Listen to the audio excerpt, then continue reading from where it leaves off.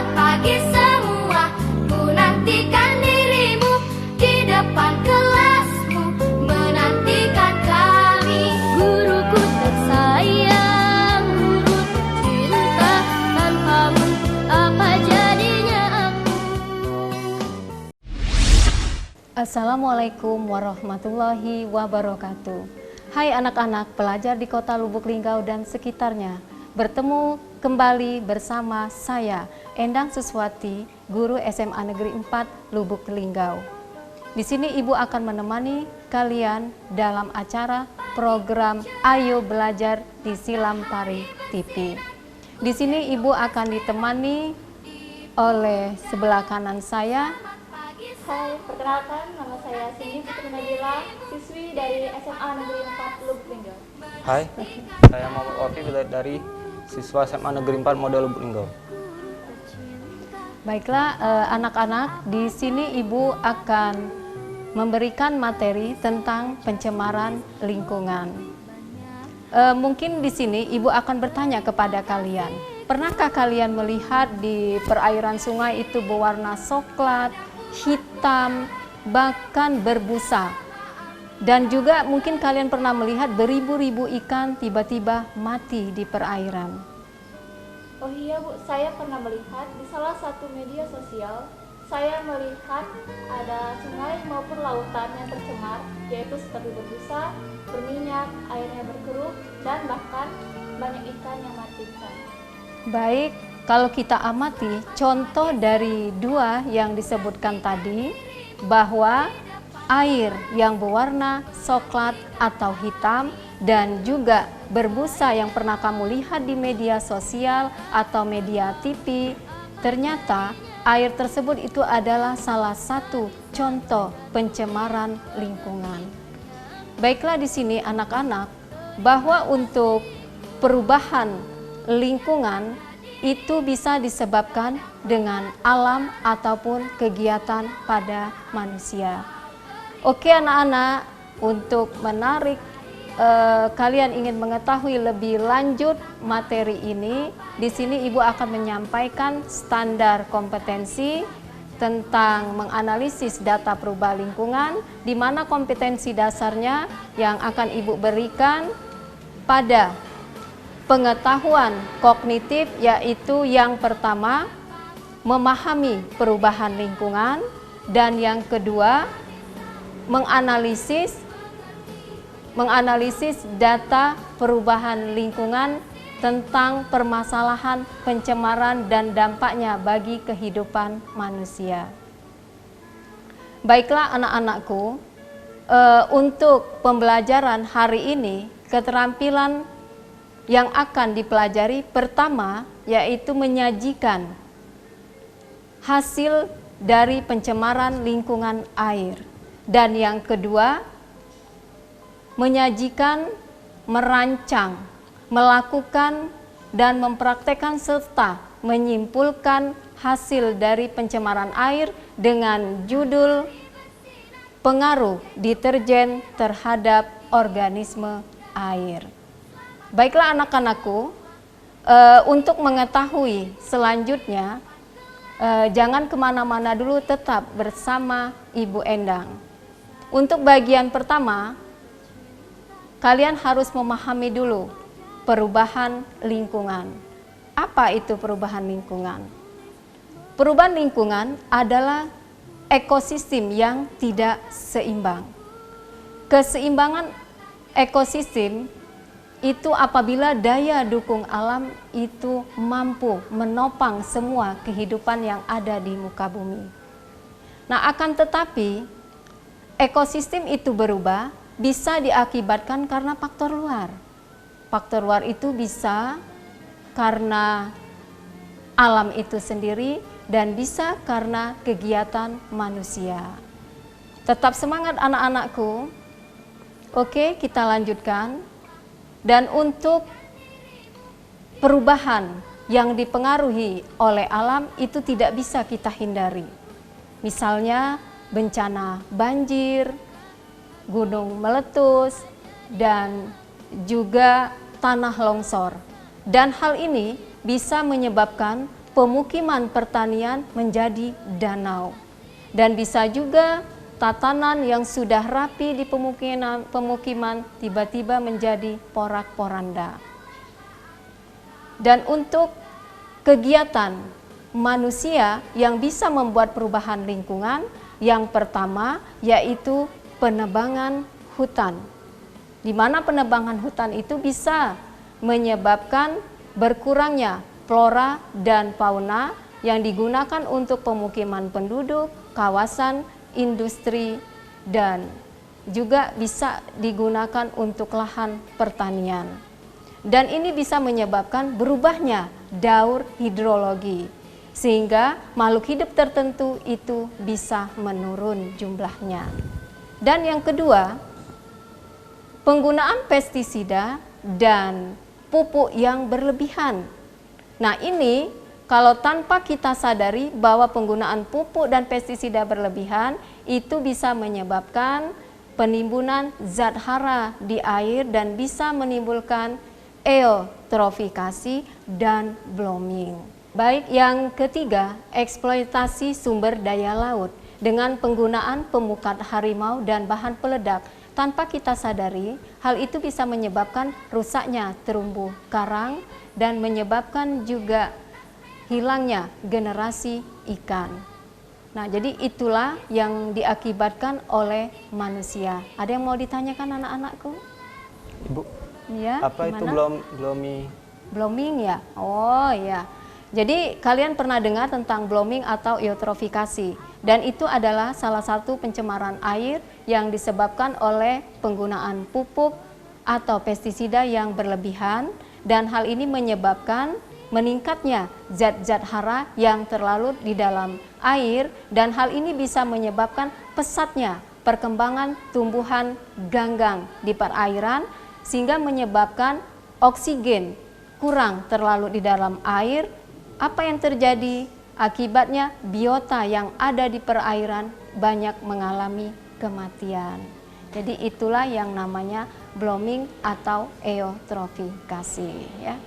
Ya, baik anak-anakku, untuk standar kompetensi kedua perubahan lingkungan, di sini Ibu ambil kompetensi dasarnya pengetahuan keterampilan, yaitu yang pertama menyajikan pemahaman pencemaran lingkungan air, dan yang kedua menyajikan merancang percobaan, kemudian menarik suatu kesimpulan pengaruh deterjen terhadap pertumbuhan dan perkembangan ikan. Baiklah, untuk praktikum ini saya ditemani oleh Cindy Putri Nabila dan Kak Wapi. Silakan anak-anakku. Jadi di sini judul penelitian pengaruh deterjen terhadap organisme air, diambil contohnya di sini pada ikan. Alat yang diperlukan di sini adalah stopwatch, kemudian gelas ukur, gelas kimia, dan juga bahannya itu adalah ikan dan deterjen. Dan cara kerjanya di sini, artinya gelas yang pertama itu diberi limbah deterjen sebanyak 2 ml dengan konsentrasi air sebanyak 180. Ini silakan, Nak. Ya, tambah lagi airnya sebanyak 180, Kak Wapi. Nah, jadi ikan yang pertama nanti diletakkan di limbah deterjen, dan yang kedua itu diletakkan dengan air biasa. Dan kita lihat bagaimana perbedaan di antara keduanya. Ya, silakan 200 pas. Begitu juga yang kedua. Jangan dipuncang. Yang kedua, menggunakan 200 ml air, langsung kita masukkan ke gelas kimia. Nanti bareng masuknya si ikan. Terus lagi.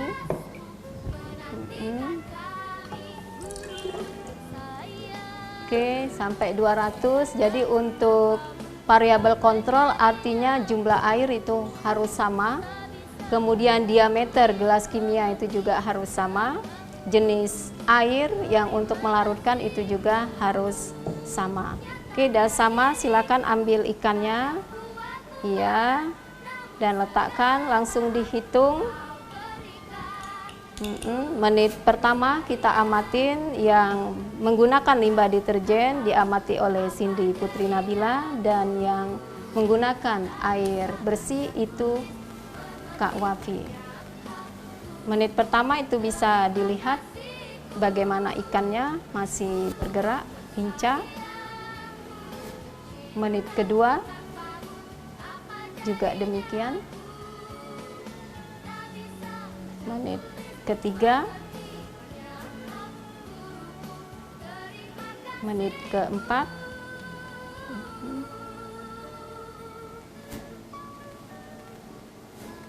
menit keempat ikan mulai mengapung di permukaan. Yang di air tawar itu masih bernapas biasa. Menit kelima, ikan yang di limbah deterjen itu mencari keseimbangan.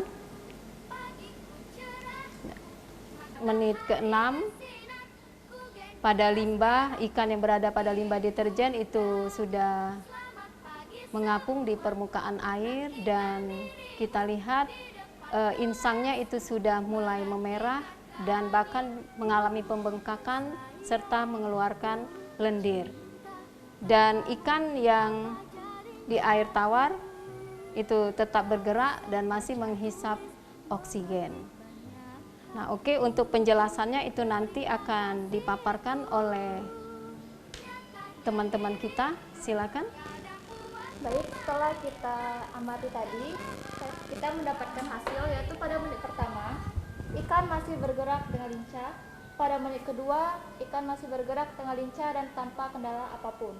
Pada menit ketiga, ikan mulai mencari keseimbangan tubuhnya karena dia sudah kekurangan keseimbangan. Pada menit keempat, kafum aris pada mulutnya perlahan membuka dan menutup. Pada menit kelima, insang ikan mengalami pembengkakan dan kemerahan dan tubuhnya juga sudah mengeluarkan lendir. Pada menit keenam, ikan sudah mulai mengapung ke atas permukaan dan gerakannya juga sedikit. Pada menit ketujuh, ikan sudah tidak bergerak sedikit pun, tubuhnya sudah mengapung ke atas permukaan air. Insangnya sudah mengeluarkan darah atau kemerahan, tubuhnya juga sudah mengeluarkan lendir. Ternyata ikan sudah tidak bernafas lagi atau telah mengalami kematian. Terus gimana Kak Wafi? Pada menit pertama, ikan pada air murni masih bergerak secara normal dan matanya masih terlihat normal dan tidak ada gangguan pada insangnya karena airnya tidak tercemari oleh limbah deterjen. Begitu juga dengan menit kedua sampai menit ketujuh, ikan masih terlihat sehat dan bergerak dengan lincah.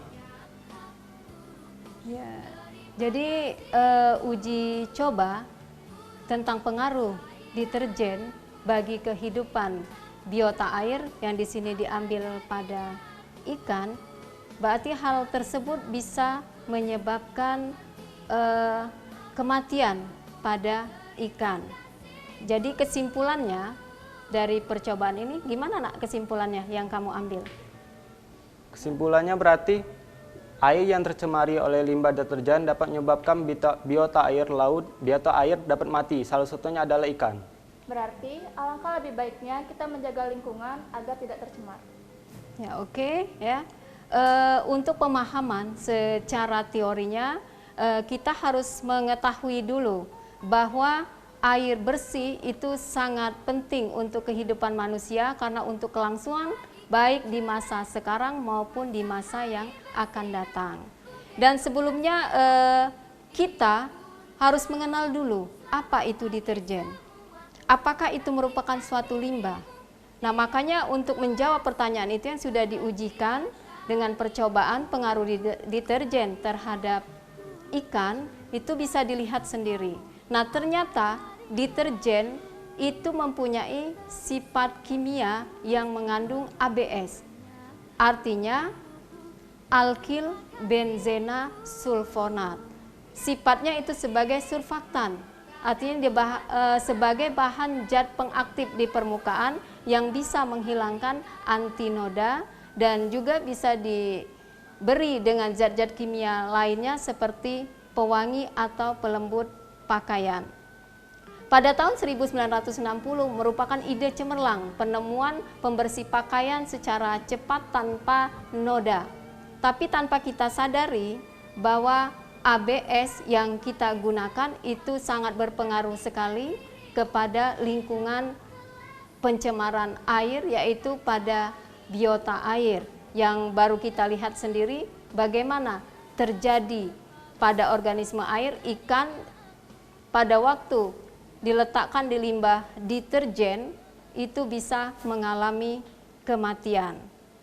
Dan perlu juga kita ketahui bahwa ikan di dalam air itu membutuhkan sedikit oksigen, itu 5 mg per liter air atau 5 part per million. Nah, apabila di bawah 5 mg per liter air, itu menyebabkan bakteri pengurai nitrogen maupun karbon itu butuh oksigen. Akibatnya oksigen yang terlarut di dalam air itu mengalami penurunan. Nah, kalau sudah mengalami penurunan, apa yang terjadi? What happened?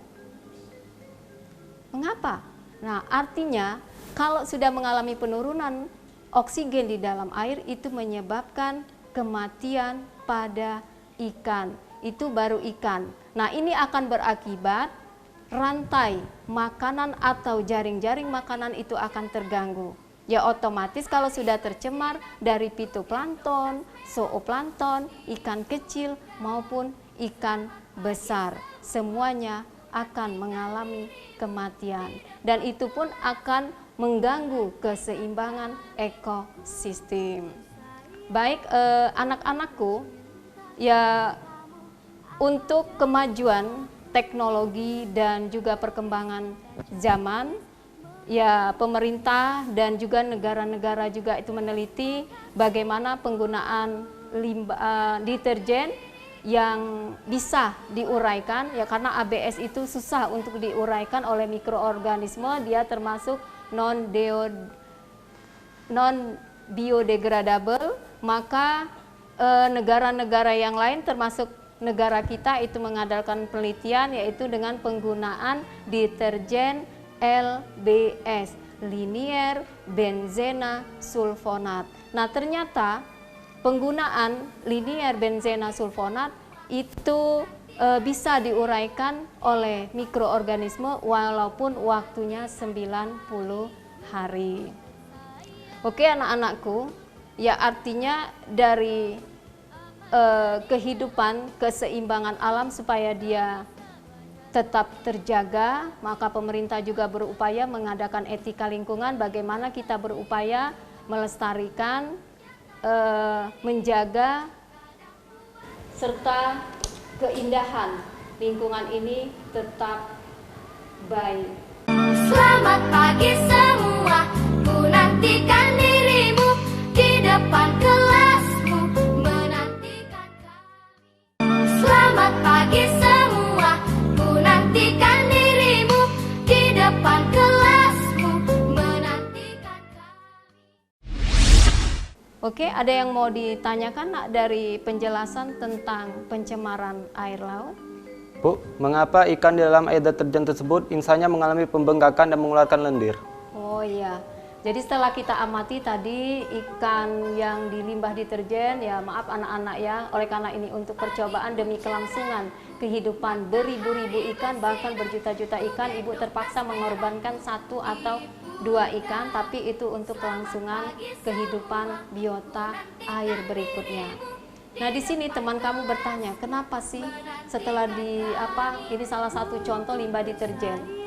pada waktu ikan diletakkan di limbah deterjen itu mengalami pembengkakan, bahkan pendarahan dan mengeluarkan lendir pada insangnya.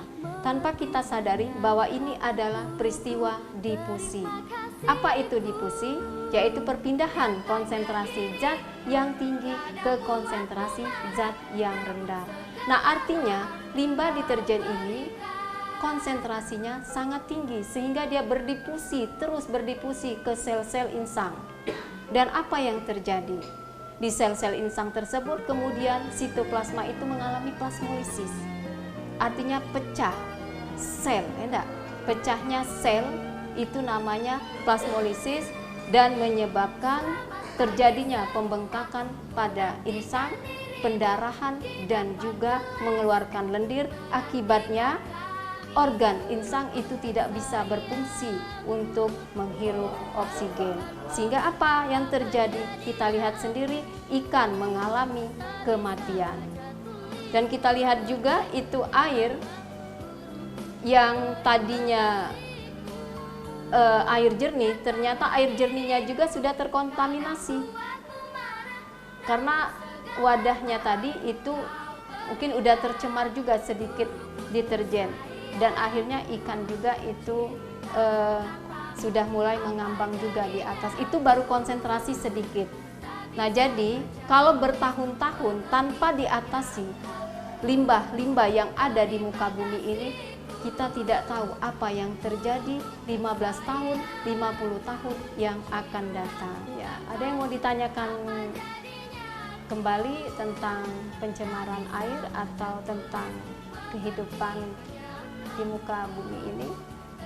Bagaimana ciri-ciri air yang tidak tercemar dan dapat dikonsumsi?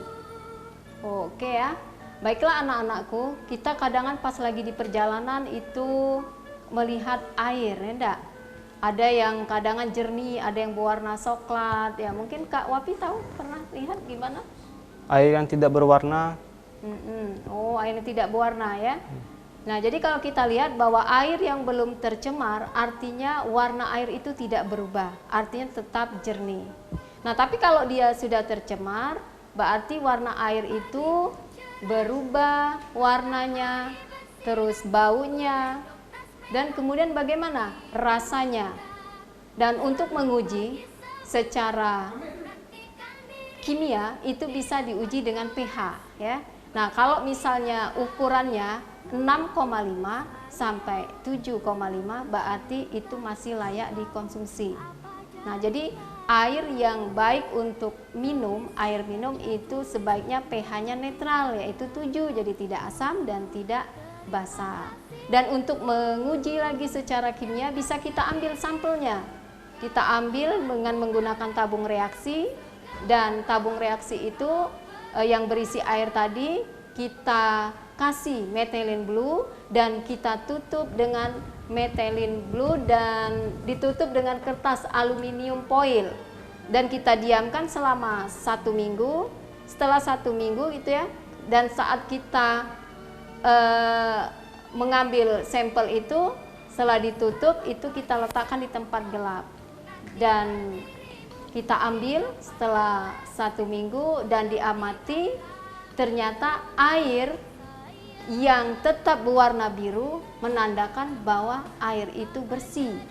Tetapi setelah kita ambil, air itu berwarna jernih menandakan bahwa air itu tercemar ya. Nah, jadi itu untuk melihat bagaimana kualitas air yang tercemar atau tidak tercemar. Oke, anakku, ada lagi yang mau ditanyakan? Bagaimana Bu tips untuk meminimalkan limbah deterjen pada rumah tangga? Oh, oke, baik sekali, bagus sekali pertanyaan itu ya. Ya, karena kalau kita lihat di lingkungan, jadi lingkungan itu adalah segala sesuatu yang berada di sekitar kita. Jadi dalam satu RT itu ada berapa ya rumah-rumah. Nah, kalau kita perhitungkan dalam satu desa, satu kota, itu sudah beribu-ribu setiap keluarga menggunakan limbah. Ya, salah satunya limbah deterjen. Nah, untuk mengatasi bagaimana meminimalisir penggunaan limbah supaya tidak berbahaya di perairan, maka sebaiknya ada tipsnya, Ya, Adat. Sebenarnya agak sulit juga sih ya, Bu. Tetapi alangkah lebih baiknya kita menggunakan deterjen yang ramah lingkungan. Iya, oke. Jadi sebaiknya kita menggunakan deterjen yang ramah lingkungan. Dan yang kedua, kita harus menanam ya. Berusaha menanam di selokan air dengan tanaman air seperti melati air atau lidi air. Karena apa? Perakarannya itu bisa menyerap walaupun sedikit pada limbah. Dan yang ketiga, bisa kita membuat penggunaan alat yang sederhana, yaitu penggunaan 2 bak, di mana pembuangan limbah air baik bekas cucian piring atau cucian pakaian itu kita gunakan 2 bak. Berarti bak yang pertama itu tempat penampungan pada saat kita membuang limbah bekas cucian pakaian. Nah, di mana bak yang pertama itu kita kasih kasa, sehingga apa? Pada bak yang pertama, sampah, sisa plastik atau sisa minyak itu akan tetap ada di bak 1 dan air itu akan mengalir walaupun dia tetap mengandung limbah deterjen ataupun limbah yang lainnya. Maka pada bak kedua kita kasih koral ataupun arang. Nah, nanti arang ataupun koral itu nanti akan menyaring air yang langsung ke perairan, atau kita tampung lagi air yang hasil peresapan bak kedua, dan itu bisa dimanfaatkan untuk mencuci piring atau mencuci pakaian, tapi jangan digunakan untuk air minum ya. Itu untuk tip meminimalisir limbah deterjen atau limbah rumah tangga. Ya, jadi kalau misalnya ada nasi, ya bisa juga kita buat pupuk. Kebetulan saya juga di rumah itu kalau ada nasi sisa, supaya dia tidak langsung ke perairan, kan kalau di perairan itu bisa menyebabkan tumbuhnya bakteri dan bisa menyebabkan penyakit-penyakit yang lain, misalnya penyakit kulit, penyakit gatal. Nah, jadi untuk meminimalisir itu bisa kita buat pupuk cair, yaitu mol ya. Kebetulan saya juga kalau ada nasi sisa, ayamnya sudah dikasih tapi masih ada sisa juga, ya kita ini fermentasikan dulu nasinya. Setelah dia tumbuh warna merah, kita kasih cairan gula 1 liter air dengan 5 sendok gula pasir, kita aduk, baru kita siramkan ke nasi dan kita tutup, kita aduk-aduk sampai merata dan tutup. Setelah didiamkan 14 hari maka dia akan menghasilkan pupuk. Dan kita ambil dari 1 sendok yang sudah jadi tadi, kita kasih air biasa itu 20 sendok, berarti kan perbandingannya bisa 1:10. Nah, jadi itu artinya tidak ada lagi bahan yang tidak berguna walaupun itu adalah limbah. Ya, jadi mudah-mudahan dengan materi pencemaran lingkungan, ya kita ketahui bahwa pencemaran lingkungan ini banyak sekali, tidak hanya pencemaran air, ada juga pencemaran udara, pencemaran tanah, pencemaran suara, dan di sini Ibu tekankan pencemaran air. Tapi tidak menutup kemungkinan kamu juga harus mengenal tentang pencemaran udara.